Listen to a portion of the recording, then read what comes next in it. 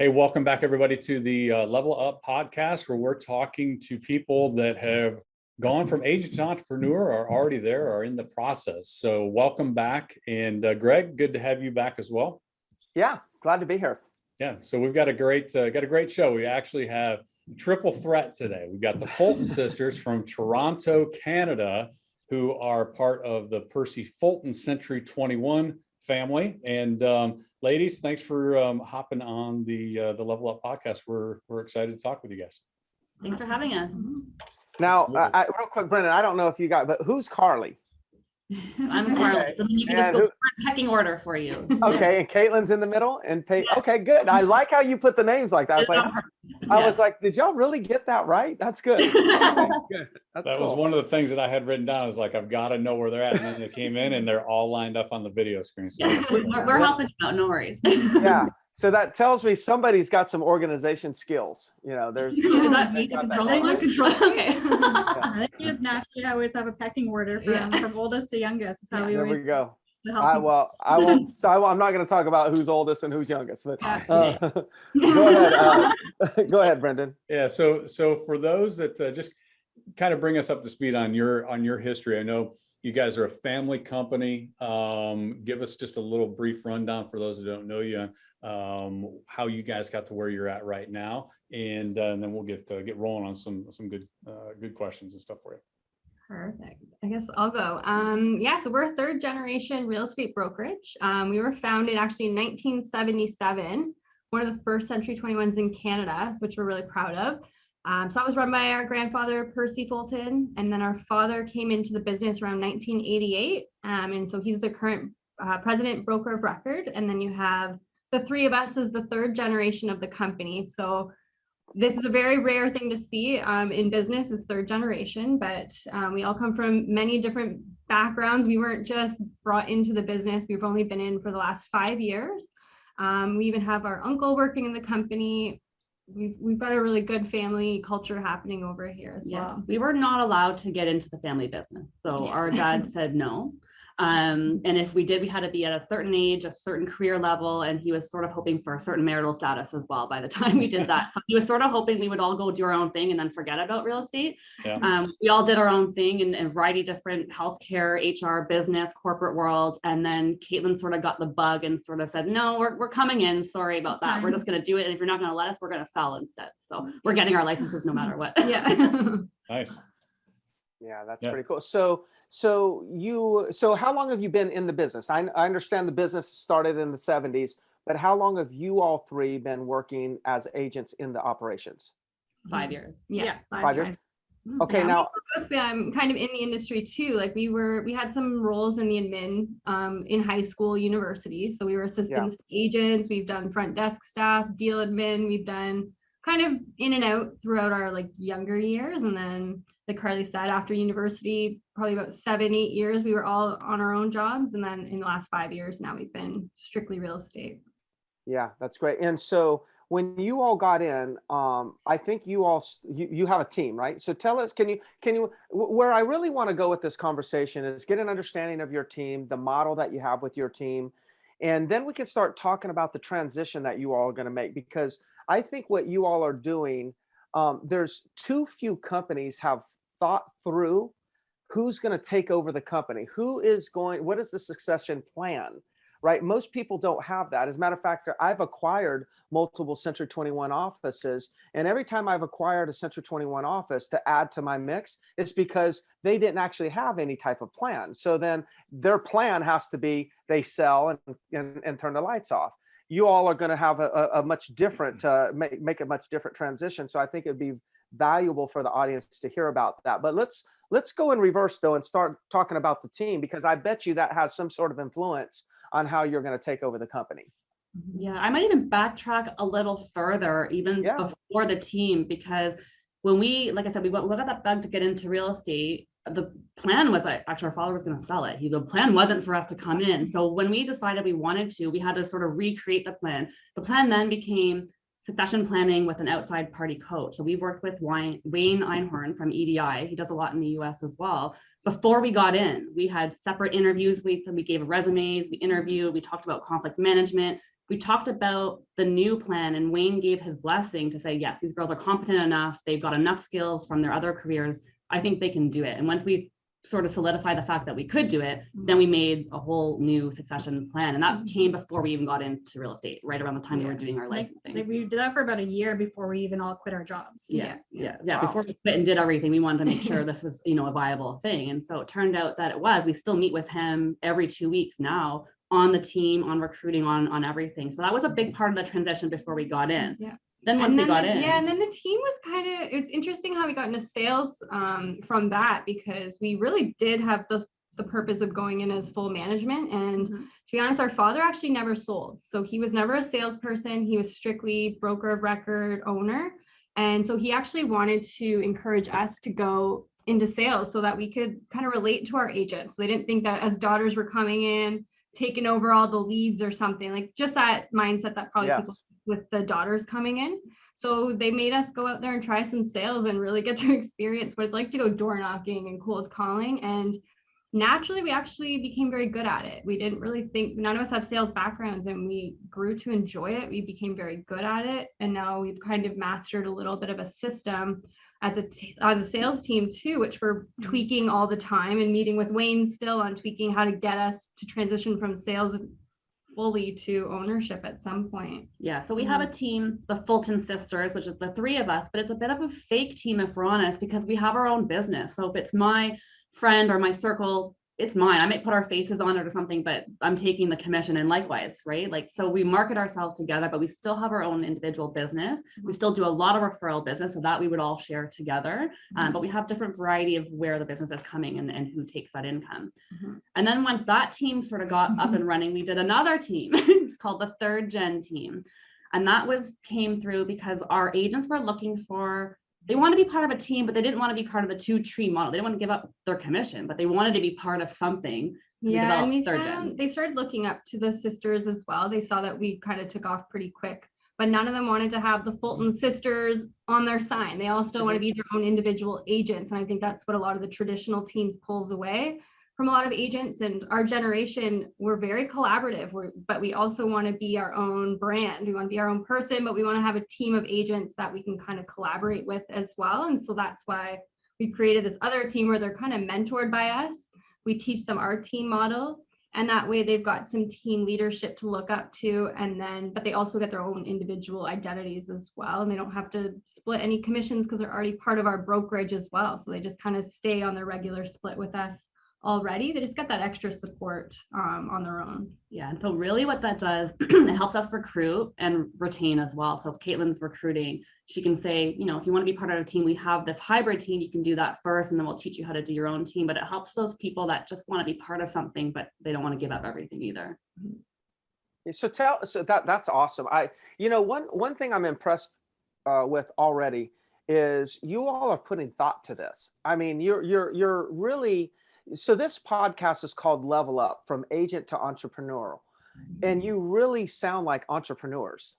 I mean, I get it. You got a license like I do. I'm an agent and I own a company, and you guys are making that transition. But at the end of the day, you're treating it every step of the way. You're treating it like it's a real business. And I want the audience to pull this out of this dialogue, because I think that's lacking. And but kind of give us, besides you three and the the third generation team, how many agents are on your team, or is it just you three on the team? And then do you have some admin that just support you? It's just for the Fulton sister team. It's just us three. Okay. We always keep pondering, bring on an assistant and bring on buyer's agents, but we just have, I don't know if we have like high standards, or like we just have a hard time letting control of our business. Yeah. So right now it is just us three. That's how we always operated. But we are currently, I guess, in a transition of just getting buyer's agents help and just trying to focus more on the listing side. But we are just very hands-on between the three of us for our individual hybrid team model.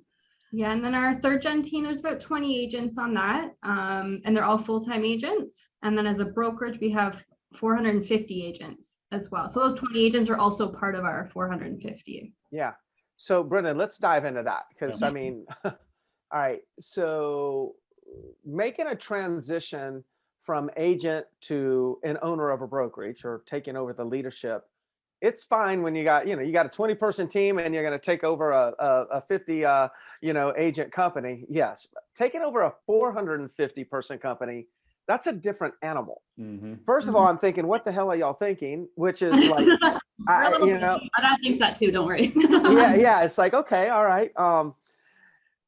But I like it. I like it. And so how's this transition going to work? Tell us that. I mean, I don't even know what question to ask you yet, but I'm sure it's going to come up. I'm just like, how's this going to look? How do you vision this transition taking place? Like phase 1, phase 2, phase 3, and how long is this going to take, you think? Yeah. Phase 1 is to get us out of working with buyers. And that's been a big struggle for us personally, because we do work with a lot of our friends and family. So to have to pass them off to another agent we are putting a lot of trust into some people. So transition number 1 is to just become listing side as well as brokerage. And then hopefully. Well, I think what we've always strived to, like, we're trying to create, like you said, a business. We're not trying to create jobs for ourselves. And our father is really conscious of that too. So when we think about what we're going to do for the brokerage, we have to think about what are our skill sets and what can we think about high level. We're not going to be deal admins. We're not going to be at the front desk, and we can't even just be managers. We really have to think about the business. So when we're thinking about that, we're all thinking about what are we good at? What do we like to do? And thinking about it in terms of the business and the bottom line, and not necessarily individual jobs that we're going to do. We're not creating jobs right now. So our end goal in 5 years is that we're running this company, but we don't have jobs. Yeah. Right? We're thinking about it like a business. Now, I will say Katelyn has recruited 200 agents in the past 2 years. So wow, that's part of the work that we're doing as well, while we're doing these teams. And that's going to help with the transition of what our end goals are with the brokerage as well. Because we have to fund now 3 salaries and make the same amount of money as we did in sales. So that's another challenge that we have right now. And we are lucky. Like we came into a family business for 40 years before we got in. So our father has really created a good, and like you said, we're very systematic. We are all about systems, and that's how we run our business. And so we had a pretty well-oiled machine to start with, which we were lucky. Like we do have a full team of admin staff. We've got about 10 girls and guys working at the same time to support our agents. So they do almost have their own individual assistants downstairs. And then we've got a full management team as well helping support us. So we do have a lot of all hands on deck kind of support system happening. Yeah. But we're in that transition right now. So we know what phase 1 and 2 looks like. We're formulating 3, 4, 5 right now, like literally this year as we speak, right? And so we're just figuring that out. Someone asked us a question last week that was really good for us. They said, if you had to pick one thing, whether it's sales or clients or like, what would you pick? And we were all like, I don't know yet. So we don't know. So we're in that mode right now. So that's one of the things I wrote down. The unique thing that you have, though, is if it all aligns, you guys are really set up for 3, big pillars within the business. And that was before you just said you recruited 200 agents. So the level of care that I think the company's put out, the fact that you've thought through this and your dad had this plan, said, no, don't come in right now. Now we got to figure out a plan. It's almost like, let me try to talk you out of this. Now you're in it. Yeah. So you guys have you kind of determined, like, is somebody going to stay in production? Is they're going to be the sales manager? They're going to be the person that's going to like keep the wheels going? Because if all 3 of you step out of production, obviously, then there goes the example that people are going to be looking to for, how you're actually going out and building your business. So is that kind of the thought process, or are you just letting it play out right now? No, we're thinking about it a lot right now. Like Katelyn mentioned, it's the buyer's agent part of it first. We can still keep listings, we think, but even that in the long term is not going to be sustainable, because our goal is to have 1,000-person brokerage one day, right? And so we're not going to be able to do any sales at that point. So the end goal is that we'll all be in ownership positions. But right now, in the short term, I think we'll still do listings. We'll have buyer support, and one day we'll have a book of business that we can, hopefully get referrals off of as well. Yeah, I would say that too, like we are, like Carly mentioned, we're working with a business consultant. So we do work with him every 2 weeks. He gives us kind of goals. We do all kind of have like our 5-year plan or 1-week plan or 2-year plan, whatever it is. We have sell, but we all have active roles in the company right now that is helping with that transition. So Carly does a lot of the operations and technology. Katelyn is recruiting, social media, coaching, mentoring, marketing, all that stuff. And then I'm more on the financials, administration, management side. So we are we are getting experience in all the different types of roles within the company. And I think that's helping us determine what our strength is and how we are going to transition. We're taking 3 people and trying to mold it into one broker of record that our dad is currently. So that's where we're struggling to see how we're going to split his brain and his body into 3 people. But I think that's why we're so focused on growing the company more, because there's 3 of us too. Yeah, we gotta triple the production just because everything's divided by 3, which is cool. Exactly. And that's where we're at. Yeah. Like, and our father's pretty lean. He doesn't pay himself a whole lot, you know, like he's not a frivolous kind of guy. He's not traveling, and we have a different lifestyle that we're trying to uphold as well. So it's just totally different. Yeah. And being a family business, as you mentioned, how are we going to create that hands-off model when we are such a strong focused business? We have a hard time hiring managers, or even the thought of hiring outside managers, because they probably wouldn't stay within the company for 40 years like we would. So yeah, that's something to be top of mind for us too. It seems like the numbers are easy. I think it's just Katelyn going and recruiting 800 more agents. Yeah, that is literally how we get out. And to grow a business or grow a brokerage, we make money off of sales and real estate. So for us, attracting the right agents to work with us that understand what our goal is and our vision, like that's really important for us to be able to just focus on our agents. That is the goal, is just to really be hands-on with them. Here's a question that I have for you. So when you look back at what your grandfather, you know, started, and what your dad, you know, then continued to create, and now, you know, what your vision is for the future, is anything changing? Like, if you look back and you said, okay, when your grandfather started the business, he stood for blank. Your dad stood for blank. What are you going to stand for? Because every generation's, we're all trying to improve it, right? And it doesn't have to be different, right? It could be the same in all 3 generations. But I'm just wondering, like, what is your vision? Like, what do you see like that you're gonna like layer or enhance on top of what this wonderful operation has already been? Just wonder what your thoughts are on that. I don't know if you have something in your head. I had service in my head, like professional service. That was, you know, it was all about the agents, and it was all about the service that those agents were receiving. You know, back then it was like getting a computer in the office. It was a big deal. They put in this like computer and like, okay, this is for you guys. We're going to learn how to do it.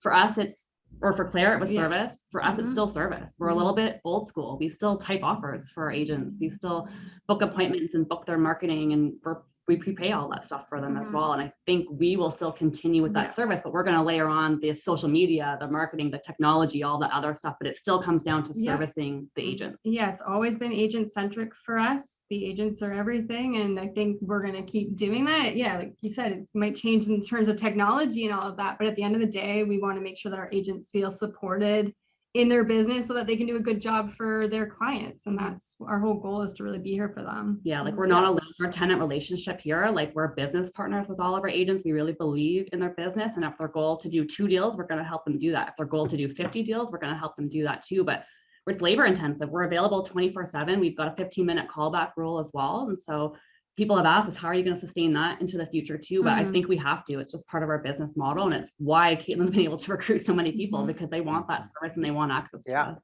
I think it's missing in our industry. Like, you know, that companies we're trying to grow so aggressively as an industry, and we start cutting on the service. I think it's rare to find people that say we're agent centric. Say that, you know, that the agent is truly your client, is your customer, and the buyers and sellers are the clients and customers of the agents. You're clear that it's your client is the agent. So you're gonna keep the essence of service that seems to have, you know, been for generations already, and then you're just going to layer on technology, layer on, you know, different marketing efforts, and I'm sure there's 10 other things you're going to layer on top.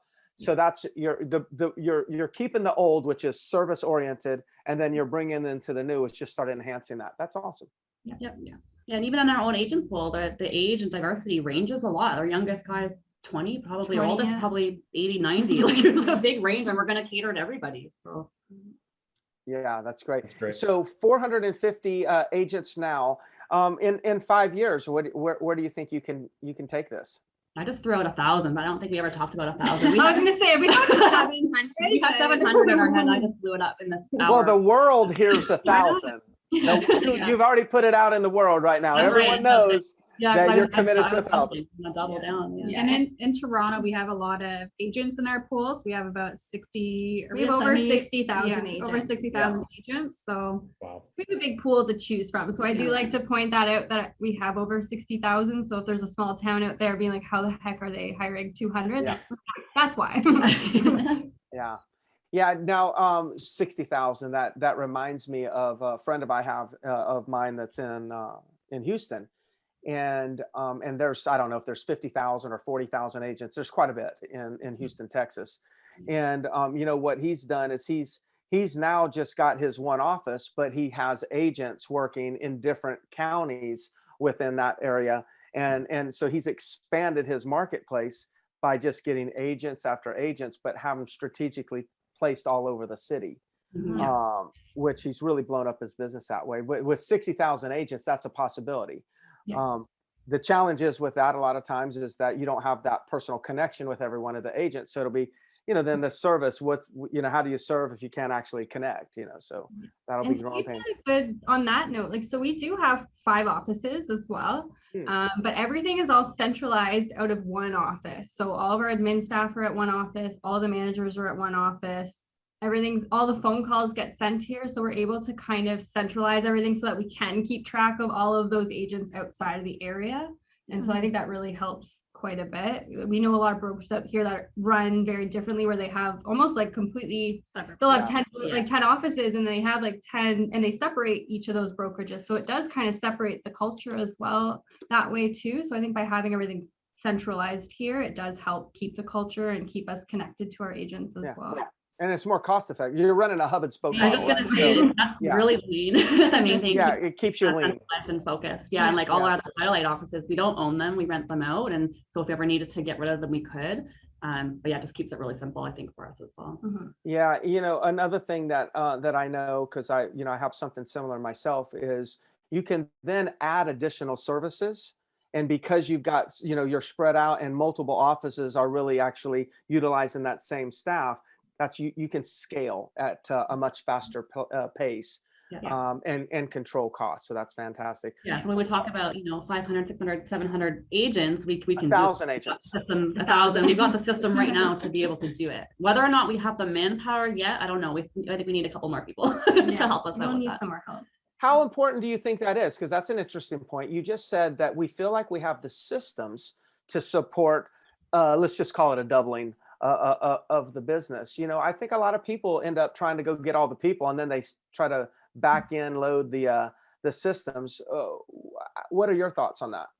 Well, I'm thinking like we've got the systems for technology offers, appointments, but for the day-to-day, like, hey, I'm in a deal, I need help. You need people for those people to be able to call. Right now they have 4 people they could call, but 1,000 people to 4 people may not be a lot with the day-to-day evaluations, negotiating, legal problems. So I was more thinking of like the day-to-day, like, hey, I need help right now. And the got a minute. Got a minute. Is far enough to support it. Maybe it depends on how savvy they are and what they need help with, right? Yeah. That's good. Yeah. Brendan, what else do you have there? What questions come to your mind? So something is really that's been since you guys started talking about your coach. You guys are probably in some of the closest relationships. You guys are all family. Everybody's family, and you guys are 3 sisters. Yeah. So you know each other. You know the buttons. You know all the stuff. Yep. When there's conflict, tell me, and don't just tell me to us. We just talk about it. Tell me what your coach tell you when there's that conflict. For people that are out there that are trying to figure this out in their own, what are some of the things that you guys do when that inevitably comes up? This was another strategy of ours. So both these girls were in HR before we got in. So we did some personality tests. And it's probably one of the biggest things we recommend for any family going into the business together. So we each did a personality test. And as you can imagine, we all handle conflict very differently. Myself, I like to be quiet. I don't want to talk. I want to be left alone. Carly likes to chat. Paige is a good mediator for both of us. So when it comes to conflict, we've learned to just accept and respect the different ways that we handle conflict. And so far it's worked, but we're sisters. So we actually have it written out. So with that consultant, there's it's called the Charter of Conflict or something. I don't know. He helped us, and it's actually step 1 through 5 of exactly what to do. So if we ever forgot what the process was, we go back to the Charter of Conflict and say, okay, well, Katelyn's got to go sit in a room by herself for 20 minutes and then this happens. So it's actually written out. I know it sounds crazy, but it's not. There's Systems. a process. It's a system Yeah. to it. Yeah, it's not always perfect. Like we're not, I mean, there's times, but like I would say we're fortunate because we don't butt heads a lot. But obviously it happens, but we're not that we have a very mellow dad and we just like we don't yell, like our conflict isn't yelling at each other. You can't be like too personal. It can't be like, you have to still remember it's a business. You're in a business environment. You can't just be so bickering where you're like yelling. That's not going to work. So you still have to be a combination of like open and honest and direct, but also, you know, respectable and professional too. It's not like dramatic. And I think we do a good job at putting family first. Like if we will never fight about money, we don't like to fight.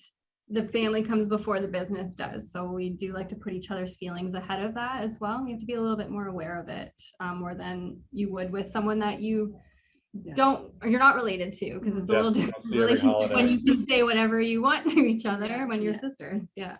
I will say it is kind of nice too, because we don't really have a filter with each other. So, you know, when you're in the corporate world, if you didn't like something that someone else did, you can't really just be open about it. You can have like an open and honest conversation about it. And I think that's kind of a benefit too as well. It doesn't sit there and stew for 3 months with you guys. It's done. Yeah, it's out. Yeah, it's all about respect, I think. Respect the professional.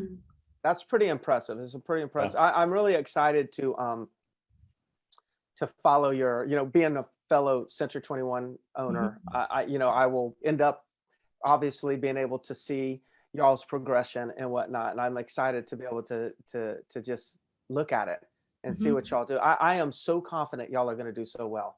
I mean, you're already doing well. I mean, that's that's not the point, but I can really sense that y'all really have your mindsets in the right place, and you're organized, and you're committed to really learning and putting in these systems. I mean, these are the things that just you know, some people say, I was talking to some people, I was sharing some people's results, and I said to them, I'm not really that impressed with these results. What I'm really impressed with is how committed they were to building it the right way. And when you're committed to building it the right way, phenomenal results is just a byproduct of good processes. Of course, you're going to get the results if you just continue doing the things that you're talking about here. So I'm very impressed and excited to see where you all take this. But I just want to say congratulations. It's really great. Yep. Thank you. Thank you. Ton of clarity, and I'm sure your dad and grandfather are extremely proud. Is your grandfather still around, by the way? No. Okay. Yeah, very young, in the 90s sometime. Oh, okay. So he does it. Well, he's looking down, right? And so he knows, he just is not there to walk in the office for you. But that's so wild to think about what he would think, because he probably had no idea what's going to happen. He'd be in third generation right now, so it's kind of exciting. Yeah. Well, congratulations again. That's good. All right. You want to close us out, Brendan? Yeah, you bet. Thank you again to the Fulton sisters for coming on board with us. And you guys, we really appreciate it. And so for anybody that's out there that's trying to get a hold of you guys, or if they're up in the Toronto area and checking out your team, what's the best way to get a hold of you, and who do they get a hold of? Or all three of you? Instagram. We are Fulton Sisters, or you can follow our brokerage at C21 Percy Fulton. Awesome. Great. Well, Greg, thanks for hopping back on again. And for our audience, thank you for tuning in, and please subscribe and give us, your reviews, whether they're good or bad. We love getting reviews, and it gives us more feedback and allows us to get great guests like the Fulton sisters out of Toronto. So for that, we will sign off till the next time. Thanks again, Greg, and we will talk to y'all soon. Okay. Thank you. All right.